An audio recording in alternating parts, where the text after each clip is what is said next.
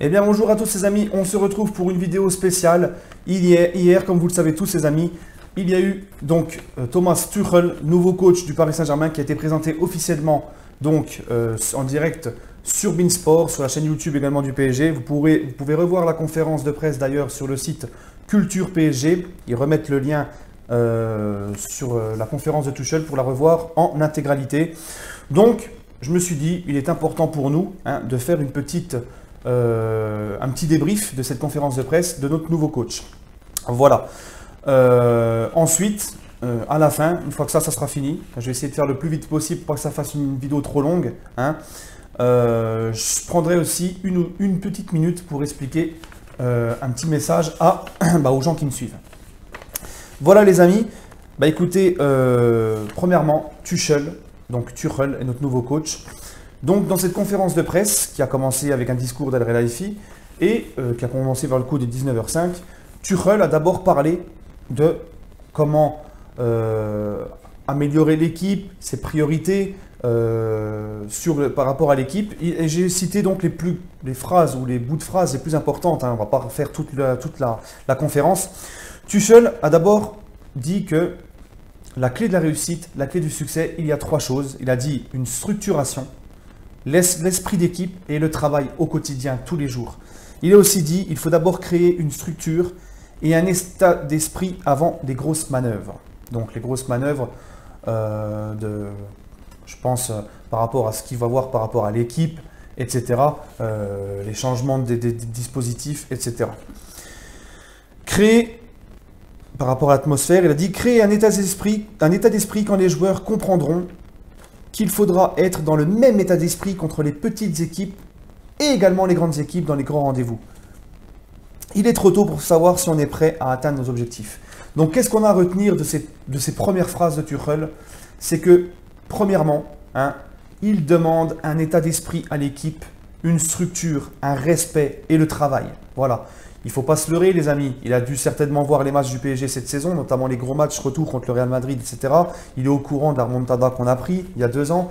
Et il a évoqué, parce que c'est le premier rendez-vous, parce que vous savez, quand un coach ou un joueur prend ses premiers rendez-vous pour le PSG, c'est directement à Doha, au Qatar, auprès de l'émir. Donc lui, il est au courant, ils lui ont dit qu'est-ce qu'il n'allait pas, etc. Ils ont relevé les mêmes problèmes que nous, on dit depuis longtemps. Voilà, un manque d'envie sur certains matchs, un manque de respect, une hygiène de vie déplorable pour certains. Et bien sûr, lors des matchs importants de la saison, comme le match retour face au Barça, match retour face au Real, aux abonnés absents et plus rien. Ils ont rien donné.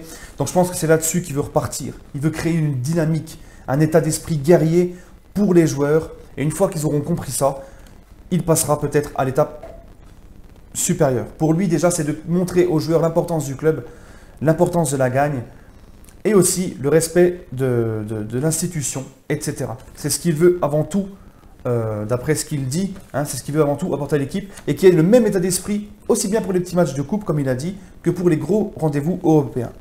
Ensuite, la gestion du vestiaire, il a dit, et ça c'est très important les amis, parce que moi j'en ai conclu vraiment quelque chose d'important sur cette phrase-là, que je vais vous expliquer après, écoutez bien. Il dit, les grands joueurs sont les plus faciles à gérer, car ils savent ce qu'il faut faire pour atteindre les objectifs, pour gagner au haut niveau et pour être toujours au meilleur niveau. Donc, non, je n'ai pas peur de gérer des grands noms. Mais qu'est-ce qu'il dit par là? Pourquoi dit-il ça, Tuchel? Il met les grands joueurs du PSG, les Neymar, les Mbappé, les Daniel Alves, surtout les Daniel Alves et Neymar, les Thiago Silva, qui sont des grands joueurs, des grands champions, il les met face à leurs responsabilités.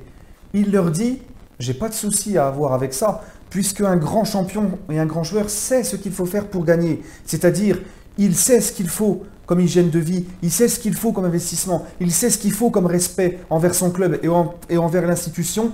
Et en même temps, il leur dit clairement, ils doivent savoir aussi qu'est-ce que c'est que le respect de son coach. Donc, en gros, pour moi, dans ce que j'ai compris dans cette phrase, il les met face à leurs responsabilités, les grands joueurs cadres du PSG. Et il leur montre que si tu es un grand joueur, tu respectes ton coach. Donc là, en gros, il leur dit clairement, si vous êtes des grands joueurs, que vous connaissez comment ça se passe, vous devez me respecter. Et en gros, je ne dois avoir aucun problème avec vous. Et tout se passera bien. Et vous devez vous plier à ce que je vous demande. Moi, c'est ça que j'ai vu vraiment dans cette phrase. Il envoie un message aux joueurs cadres. aux grands joueurs de l'équipe.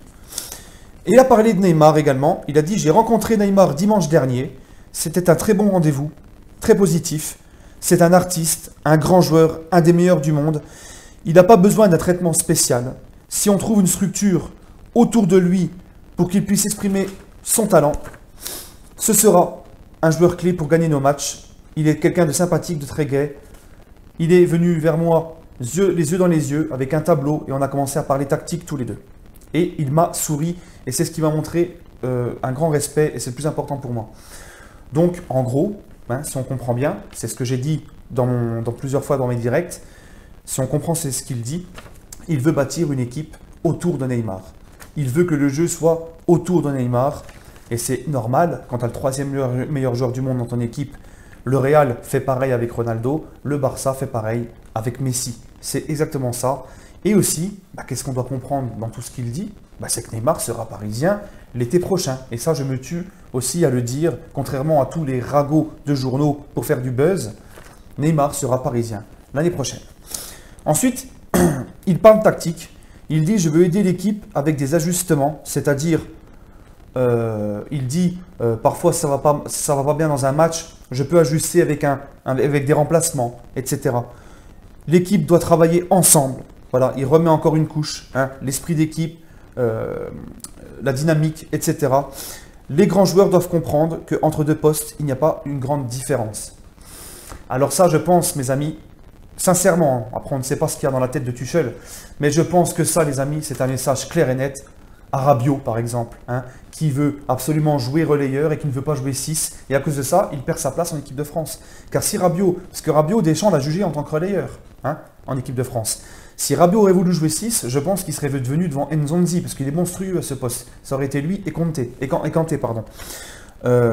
Donc là, clairement, il envoie un message à Rabiot. Il demande aux joueurs, en gros, si vous êtes des grands joueurs, vous savez qu'il n'y a pas de différence, une grande différence entre certains postes. Donc vous devez accepter de jouer là où on vous le demande. Encore une fois, il envoie un message à certains joueurs. Il a aussi notamment évoqué son staff. Il a dit qu'il garderait Papus, qu'il a rencontré Papus, qu'il a rencontré Maxwell.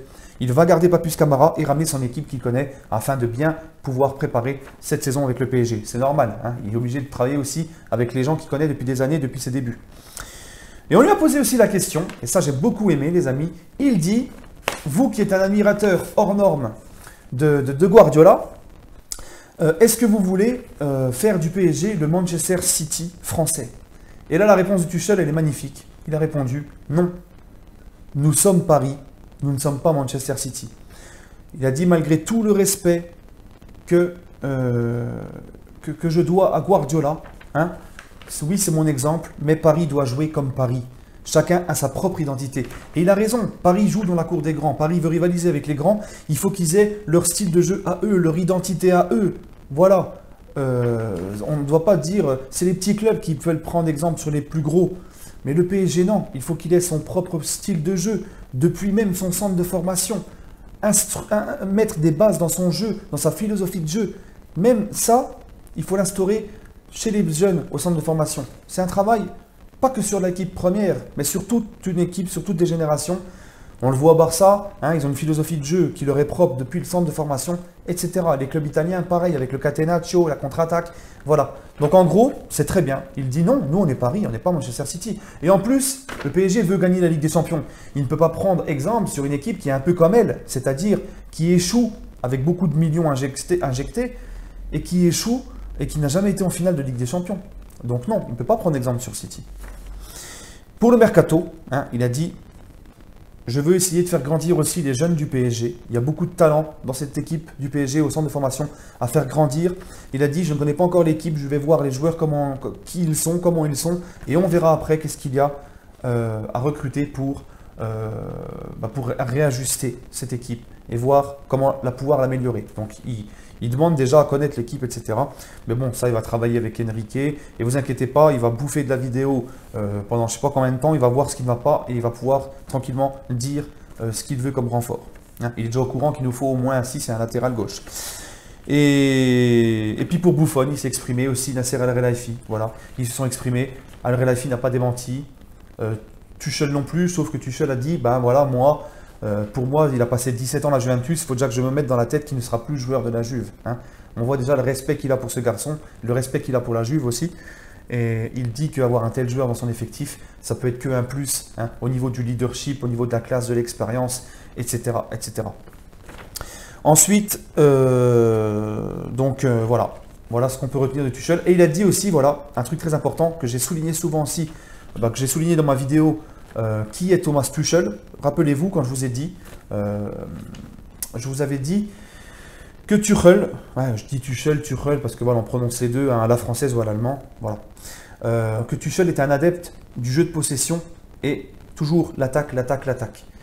Et que Tuchel était aussi demandait un pressing rapide, intensif pour récupérer le plus vite le ballon. Et ça, il l'a confirmé en conférence de presse. Il a dit mon jeu, c'est l'attaque, l'attaque, l'attaque et faire du plus vite possible au pressing, à la récupération du ballon pour récupérer le plus vite le ballon. Donc ça confirme ce que j'avais dit dans cette vidéo-là. Il l'a confirmé hier en conférence de presse.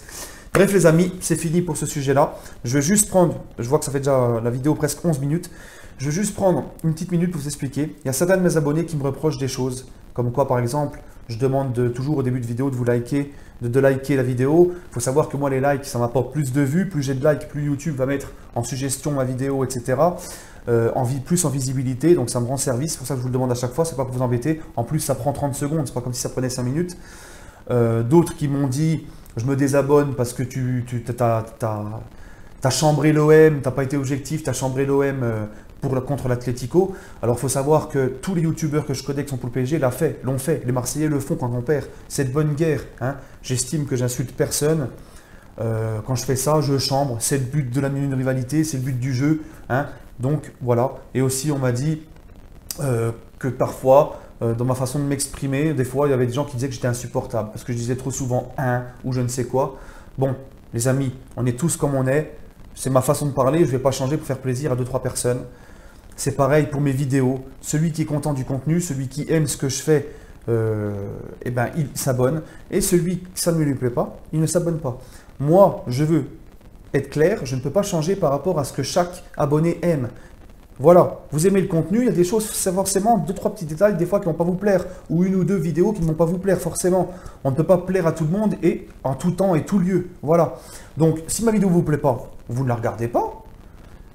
Et si au premier abord, quand vous connaissez mes vidéos, si ça vous plaît, tant mieux, le contenu vous plaît, tant mieux, abonnez-vous, bienvenue. Moi, je veux des gens qui aiment ce que je fais et avec qui je vais pouvoir dialoguer tranquillement, avec respect, etc. Et ceux qui n'aiment pas ou qui sont lassés ou quoi, la porte est grande ouverte, je ne retiens personne. Voilà les amis, c'était mon petit message. Sur ce, passez une bonne journée et allez Paris.